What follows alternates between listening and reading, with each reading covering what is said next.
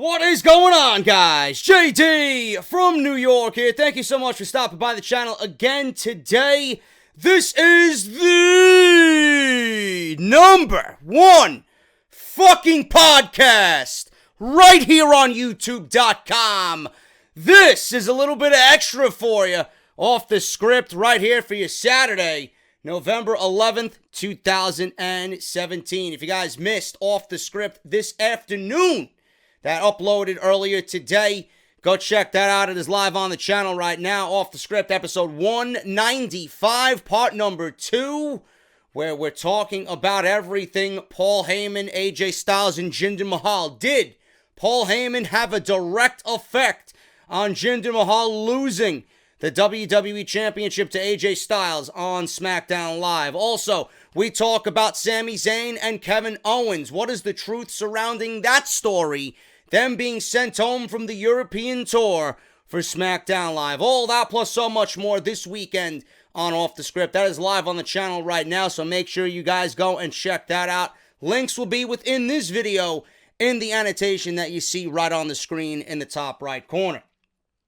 Follow me on Twitter at JDFROMNY206. I'm absolutely loving the 280 characters, man. I get to say more and I get to get my point across more to all the goons on social media. So make sure you guys are following me on there at JDFROMNY206. Hit that subscribe button down below if you want the latest and greatest in WWE news right here on YouTube.com. And make sure you guys turn on that bell for all notifications. I would greatly appreciate it. And today's Off the Script Extra is being brought to you by audibletrial.com. If you guys want to get something for free, if you guys want to support the show just for listening today, all new listeners of Off the Script are going to get 1 month free of Audible service, and that includes 1 free audiobook of your choice. So make sure you guys use our unique link, audibletrial.com/offthescript.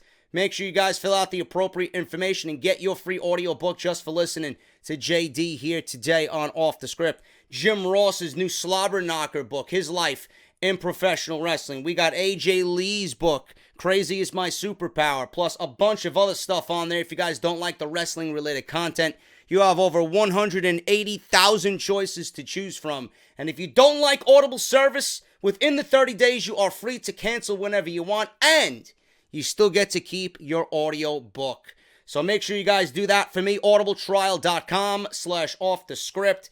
It's a great way to support the show for doing absolutely nothing but listening to the show today.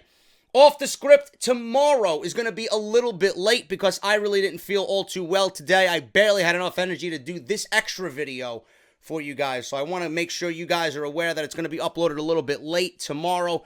We're going to be talking about the Chris Jericho, Kenny Omega story. Chris Jericho apparently is still under contract with WWE. Exactly what I stated, but people always like to pick apart when I'm wrong. But when I'm right, nobody really says anything. So we'll talk about that. And I knew right out of the gate that Chris Jericho was definitely the type of person to go and ask Vince McMahon for approval so that he can go over to Japan and fight Kenny Omega while still under WWE contract. We'll talk about that tomorrow on part 3. It's going to be uploaded a little bit later than usual, so look out for that tomorrow for your Sunday Off the Script 195, part number 3.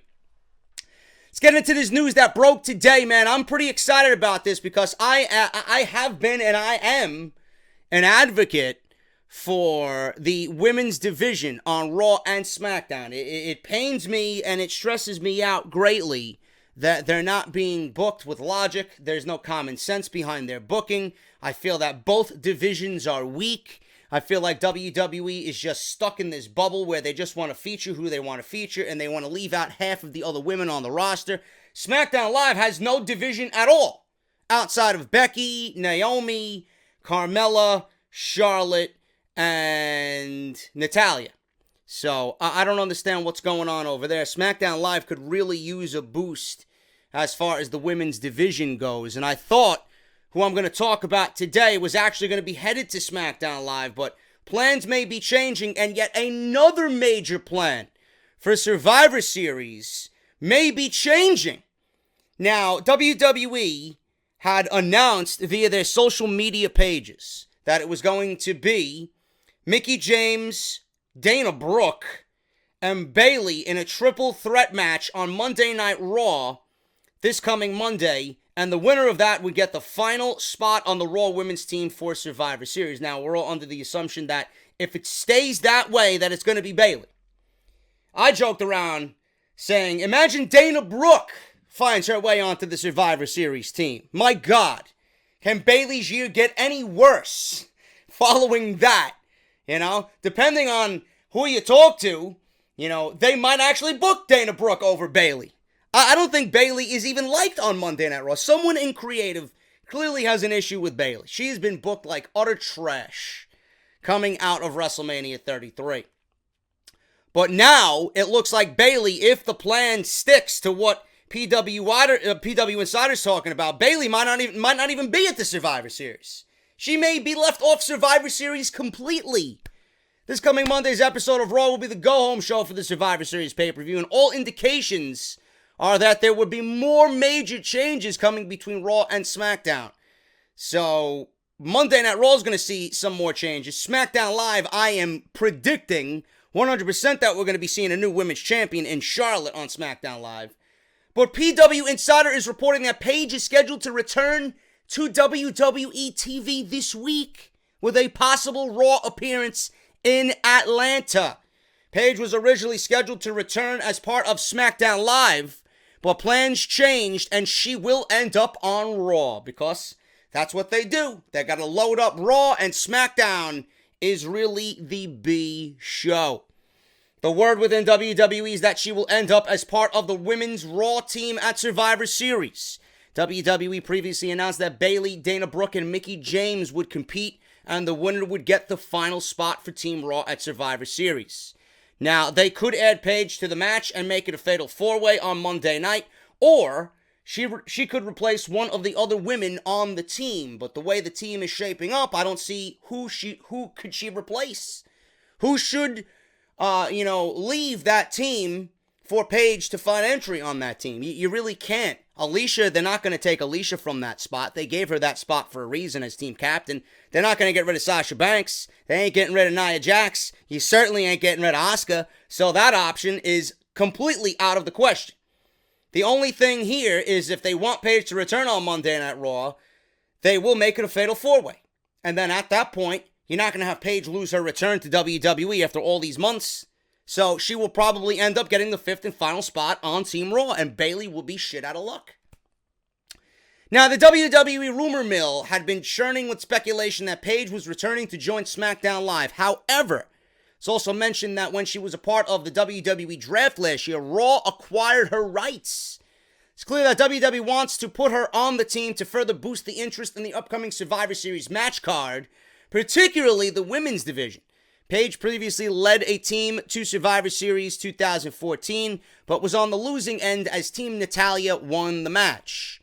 That would be yet another change made to the card within the past few weeks as well. The Raw Tag Team titles switched hands as Sheamus and Cesaro, better known as The Bar, defeated Rollins and Ambrose for the Raw Tag Team titles. Now that sets up The Bar to take on the Usos at the pay-per-view. In addition, as we all know, AJ Styles defeated the failure known as Jinder Mahal for the WWE Championship to create a huge main event of Styles versus Lesnar in a champion versus champion match. More changes possible to come on SmackDown Live. Charlotte is challenging Natalya for the SmackDown Live Women's Championship, and in my honest opinion, I do think 100% guaranteed we will be seeing a title change, and that title is going to Natalya, from Natalya to Charlotte, and Charlotte will be the one to go one-on-one with Alexa Bliss. Not only is that the more intriguing match, as we discussed this weekend on the podcast, but WWE is going to want to take advantage of the Ric Flair program on ESPN that was aired this week, the 30 for 30 special. So I think they're going to want to take advantage of that, being that there's so much hype surrounding Ric Flair right now, and WWE giving the Women's Championship to his daughter would definitely do that and boost the women's division and the women's match at Survivor Series to be a lot more intriguing than it is now with Natalya versus Alexa Bliss. So I am 100% predicting a title change for Charlotte on SmackDown Live. Natalya will be then bumped down to the SmackDown Live women's team for that match against Team Raw. In addition of Paige, there will be plenty of fans who will be in her corner. Obviously, they have stuck through her through thick and thin on Total Divas, through all this bullshit with Del Rio, which I have news on in a little bit. They have stuck with Paige. They have wanted Paige to come back. They've been excited about Paige, anticipating her return. With all the issues she's had to overcome over the past year, it will certainly be good to see Paige back in a WWE ring. Now, I hope she is really set on this new run that she's going to get. I hope we see that anti-diva come back. You know, she was the anti-diva, all this Total Divas bullshit. You know, I really don't see Paige fitting on Total Divas. I never seen Paige fit on Total Divas. As soon as they put her on that show, the whole mystique that was Paige seemingly went out the window, man. I want her to be that punk rock, I don't give a shit, I'm going to go in there and kick ass, this is my house Paige. I don't want her to be all divified like, you know, Lana is on the show, or like anybody else is on that show, like the Bellas are on that show. That's not Paige. That was never Paige. You put her in an environment, and to me, it just ruins her character with that type of environment. You know, she obviously agreed to be on the show. WWE wanted her to be on that show. I'm sure the show got her, you know, more exposure than, you know, when she was not on the show or part of that entourage, but I think it really hurt her character for WWE television. So I hope that she comes back and she's stronger than ever, because obviously she is sorely missed and she could add a lot to the division. Now, Paige has been training at the Performance Center in Orlando in recent weeks and has been living with Zara Schreiber. If you guys remember that name, she is the one that was dating Seth Rollins, and she was the one going back and forth with Seth Rollins on Snapchat when his wife found out that he was sending nudes to someone via Snapchat. She was the one. On Friday, there was a report about Alberto El Patron, or Alberto El Retard, and Paige splitting. They are no longer a couple. A friend of hers has told sources that she's in a good place in her life, which is great to hear, obviously, because all that bullshit was just leading Paige down the wrong path. Nobody knew what was to come with Paige. Her Raw return would be her first time on WWE programming since the summer of 2016, when she was suspended for a wellness violation. She later underwent neck surgery and has been recovering through most of this year, now obviously cleared to return. Speaking of Del Rio, the Paige-Del Rio relationship appears to be over. There were rumors that they split sometime in late September or early October, but nobody could really confirm it. Casey Michael, owner of Squared Circle Sirens, confirmed on Twitter that they are no longer together. There is also a Snapchat video that confirms that she is single. Fans on social media have noticed that they have not posted any photos together in many weeks. Also, she's been living, like I said, with Schreiber in recent weeks. The odd thing about this is that El Patron was interviewed by TMZ Sports last week and talked as if he and Paige were still together. When he asked about marrying her, he said that their wedding would probably take place next year. But as you can see in Casey Michael's tweet on social media, it appears that El Patron has not been truthful about the end of their relationship. I don't know why he would lie. Just goes to show you how big of a scumbag Alberto El Patron is. Nobody really gives a shit about him. He's probably using that to pretty much remain relevant. He is in a dying brand right now on Impact Wrestling. He just made his return at Bound for Glory. Said that TNA Impact fucked him over with his suspension. Yada, yada, yada, blah, blah, blah. Bullshit from Del Rio. Nobody gives a shit. He harmed his career. He made himself look like a fool. He was trying to take Paige down with him.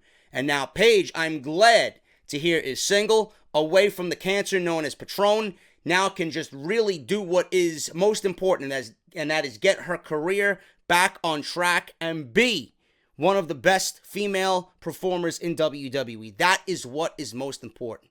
You do that, you excel at that, everything else is going to come to you. I'm glad to see Paige is no longer with Alberto El Patron.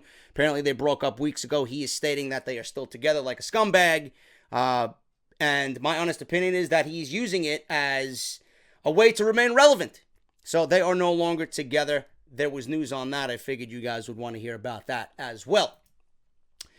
Austin Aries reveals why he was fired from the WWE. Now, Aries was a recent guest on the Talk is Jericho podcast to talk about his departure from the WWE. He explained that the decision of him leaving the company was solely made by WWE. This reason was due to the company having no creative direction for him after his feud with Neville. Aries' doctors suggested that he take a little time off due to a neck injury that left him feeling weaker, as well as him causing to lose size. WWE did allow him to rehab at the Performance Center for months after his initial release. He had 90 days no compete, so he asked, and they granted him to work at the Performance Center during his 90-day no compete. He's like, I'm not going anywhere. I'm not going to be wrestling for nobody else, so if you guys don't mind, I'd love to work out in the Performance Center and get myself right. And they let him do it. Despite reports of being hard to deal with backstage, Aries told Jericho that he was just fine being a utility guy and did not mind being in both NXT or 205 Live. He said that he also did not mind being a mouthpiece and was willing to do whatever the WWE instructed him to do. The 90-day no-compete clause of Aries expired in October, and he is now loading up on independent dates. If his short WWE run was the final time with WWE, at least he can say that he was part of a WrestleMania card once. Obviously, that was with Neville for the Cruiserweight Championship.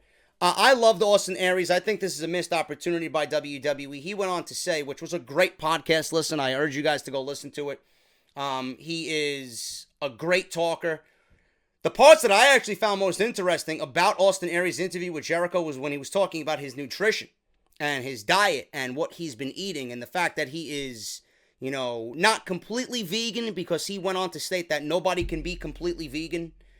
But that was the most interesting part of the podcast because it made me open my eyes and it actually made me think about what I'm putting in my body and what I'm feeding my body. And I've cut back on a lot, to be honest with you. I mean, I dabble in my junk food here and there because, the body craves that type of shit. Like my chips or, whatever, my sugar and my coffee, that type of thing. But I've given up soda. I really don't have much dairy at all in my diet. He went on to say that, a lot of people tend to tell you growing up that whole milk is good for you, that it makes the bones stronger. But whole milk actually depletes the bones of calcium. And I didn't know that. I really didn't know that. I didn't drink milk to begin with because I just didn't like milk. I don't like the texture of milk. I only have milk in my coffee. And I have organic cream, with very, very little sugar. But, he went on to state those types of things. And it was just a very, very interesting listen, about how we're just pre-programmed to eat certain things and drink certain things, and how the world is shaped on business, which he understands, but it's business over people, is what he described in the podcast, and that's incredibly true. He says he cut out meat from his diet because the body cannot break down meat, at all. It's very difficult for our bodies to break down meat. I mean, I love my meat. I'll have my tacos and my steaks and my burgers, that type of thing. I don't have it often, but when I do, obviously your body craves that type of thing. I've been having more chicken lately. I've been trying to add chicken, vegetables into my diet a lot lately. I definitely want to try and start eating better. After listening to him for 30 minutes talking about his nutritional diet and what you should be doing and what you shouldn't be doing, it really opened up a lot of eyes. Another thing, you guys who drink soda, the soda is absolutely terrible for you. Everything about soda is god-awful. I gave up soda for it's got to be close to a decade now that I gave up soda. I have soda here and there, maybe once, twice, 3 times a year, but everything that you see in my refrigerator, it's flavored seltzer. Every flavored seltzer under the sun. We have Polar Seltzer here in New York City. That's all I stock up on. Unsweetened iced tea. And if I want some type of sweetness in my iced tea, I'll have, a packet of sugar in the raw. For my coffee, I use this organic cream. It's all natural. It's just cream and sugar. And that's it. There's nothing else in it. There's no extra byproduct in it. There's none of this fucking bullshit that you can't pronounce that's in it. So I've tried to make changes here and there to my diet, but he went on to say that you guys who drink diet soda, that is actually worse than drinking the regular soda. That Coke Zero, Pepsi Zero, Diet Coke, Diet Pepsi, that shit is absolutely god-awful for you. Listen to the podcast, man. He goes in depth about what you guys should be doing, and it's a very, very interesting podcast with him and Jericho. It was very nice to listen to. His stuff talking about the WWE and why they let him go. You know, it frustrated me hearing him talk because we were all under the assumption that Austin Aries was difficult to work with, quote-unquote, that he walked away, he wanted to be released. You know, he was very genuine in the way he came off. If that is the truth, that WWE let him go, fuck WWE for letting him go. How don't you have anything for Austin Aries? You know, he was complaining that, you know, I lost 4 times to Neville. There's nothing for me to do from here on out as a babyface. He is a heel. He had to work as a babyface because Neville was just transforming his character into a heel. He described that to WWE. Listen, there's nothing else for me to do. There's nothing else I can do as a babyface. I lost 4 times to Neville. There's no way that I can bounce back from that and be believable and legit in the eyes of the fans. Do something with me. He went on to explain that Vince McMahon called him a natural on commentary. If he's a natural on commentary, I'm sure he'd be a natural at anything you do or anything you put him towards. But then you want to release him after calling him a natural? If you didn't have anything for him on 205 Live, put him back down in NXT. There's nothing wrong with keeping top-tier talent like Austin Aries and using them where they could be utilized to their potential. I don't understand that. They'd rather let him go. It was probably a mutual thing. They let him go. He didn't know. He wasn't upset about it. He's fucking Austin Aries. He's going to find work anywhere. And the fact that he got to keep his name. Came from the Indies as Austin Aries, went to WWE as Austin Aries, and he gets to keep his name after life after WWE. So he had a WrestleMania match, 20-minute great match with Neville, gets to keep his name. Now he's being booked on the independents, and his stock is now raised because he was at WrestleMania, a former WWE superstar, Austin Aries. So it worked out that he had a small, less than 2-year stint there. And now he's going to be making more money than he did before he came to the WWE on the Indies. Great interview, man. You got to listen to it. He everything I just talked about, he went over it on that podcast. Great listen. If you got an hour and a half, I'm telling you, square away an hour and a half and listen to it. Very, very good listen. Austin Aries was fired from the WWE. Amongst all the reports that we went over here on the show and everywhere else and everything else that was reported, you know, tough to work with. He walked away. He asked for his release. They gave it to him. He was fired from the WWE because they did not have anything creatively for him. That's a shitty way to let somebody go. Like Austin Aries, you don't have anything for Austin Aries? Come on, WWE. TNA Impact Wrestling is actually paying people to attend TV tapings. You could not pay me all the money in the world to sit there and watch this trash. You couldn't pay me to watch it in the comfort of my own home. Never mind fucking go there. There's been a lot of news going around lately that WWE has had trouble selling out their events, but it appears it may be much worse for TNA Impact Wrestling. It has now been confirmed that Impact has actually released a casting call to try and fill the crowd with fans for tapings this week in Canada. Just a couple of days removed from their Bound for Glory pay-per-view event, Impact Wrestling is taping a series of weekly TV shows this week. The tapings are taking place at the Aberdeen Pavilion in Ottawa, and the company wants to make sure that there are enough people in the crowd to make it look like a full house on TV. According to PW Insider, Impact Wrestling is actually looking to pay people to fill up the crowd, and they're paying quite well for showing up. Of course, you need to be a local in Ottawa and be able to attend, but the job isn't too bad of a gig for only a few hours of work. While it may come across well on weekly episodes of Impact, it's hard to hide the fact that many of those in the crowd will be paid actors. I hate that, and that's a shitty way to go, to force people to sit in your arena for your TV taping. They don't know any of the talent. You know, most of them won't know any of the talent. Most of them won't know what's going on. Most of them won't even know why they're there. Most of them will use that money to fucking buy Cracker Jacks and a beer and a fucking Labatt Blue up there and just chill for 2 hours with shitty wrestling going on in front of them. That's not going to lend Impact a good environment. It's not going to be a good environment for Impact Wrestling, because if you got paid people there who have absolutely no emotion going in and are simply doing this for the money, for monetary reasons, you're paying these people with no emotion who don't love the product to sit there and watch something that they clearly don't give a shit about.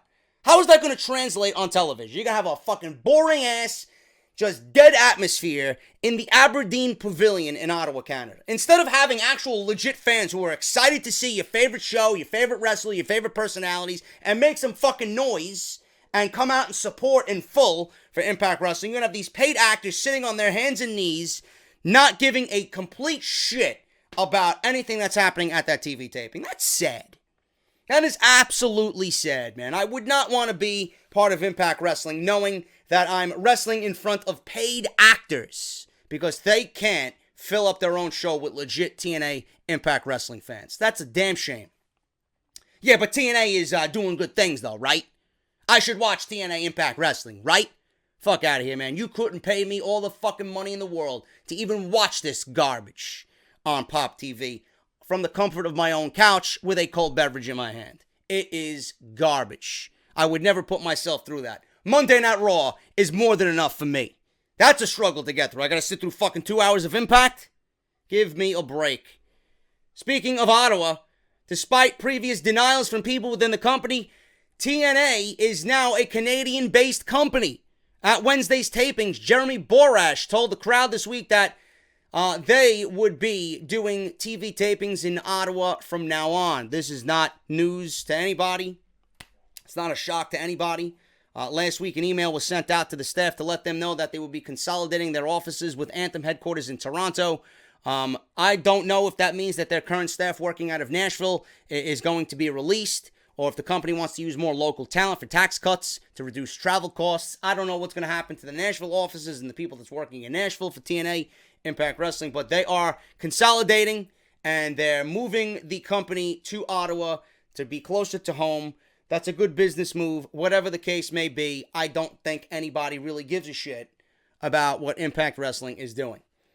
Anthem isn't making any money off Impact, and they're trying to alleviate the bleeding as much as they can. And that means moving them closer to home, moving them closer to the Anthem headquarters in Toronto, cutting talent, cutting staff, pay cuts, cutting people from the Nashville offices, consolidating and using local talent, paying them cheap to come in and work on Impact. Hey, you want to come work for Impact on cheap? It'll get you more exposure. We'll pay you this, instead of signing somebody long-term, like an Earl Hebner or his son or all these other people that they let go. Impact Wrestling is now just using local talent and consolidating, moving closer to their Anthem headquarters. You can't blame them. It's a good business move, but do you care? I don't. It's in the news, so I figured I'd talk about it right here on Off the Script Extra. And that's pretty much what we got, man, for this episode. That's all I have today. We're going to work on Part 3 for Off the Script tomorrow. I got news on Jericho. I got news on the UK division appearing on 205 Live. I got news on Hideo Itami. I got news on Kenny Omega. Daniel Bryan looking to get back in a WWE ring. New Japan Wrestling announces another United States show called Strong Style Evolved. Kota Ibushi versus Cody Rhodes made official for Wrestle Kingdom 12. All that on Off the Script tomorrow afternoon, so make sure you guys tune in to the channel to hear all that juicy news and gossip right here on Off the Script. Thank you guys so much. If you enjoyed the extra video today, hit that thumbs up. Let me know what you're thinking of the Paige situation. I would not mind if Paige is on Survivor Series, to be honest with you. The way Bayley has been booked, I don't give a shit about Bayley. You don't give a shit about Bayley. I'd like to see some fresh blood, and it would just go quite well with the year that Bayley had. Why not? Bayley is a dead act on Monday Night Raw. She is a dead act. You might as well just continue to make Survivor Series must-see. Bayley ain't going to do anything to add intrigue to that Survivor Series match. It's all about Asuka. So why the hell not add Paige to that match and get people talking about her being at Survivor Series, being back on Raw, making the team, and making that match a little bit more enjoyable. Bayley ain't going to make it enjoyable. Paige will. I think it's a good business move, and I hope we do see it on Monday Night Raw. Let me know what you guys think about that down below, as well as the Austin Aries being fired by WWE story. If you guys are enjoying TNA Impact, let me know what you guys think about them leaving the United States. Hit that comment section down below, sound off, and hit that thumbs up on your way out, man. Thank you guys so much. I am JD. Follow me on Twitter at JD and hit that subscribe button down below for more WWE news and rumors. I'll see you guys tomorrow for part 3 of Off the Script. Until then, have a great Saturday night, and I'll talk to you later.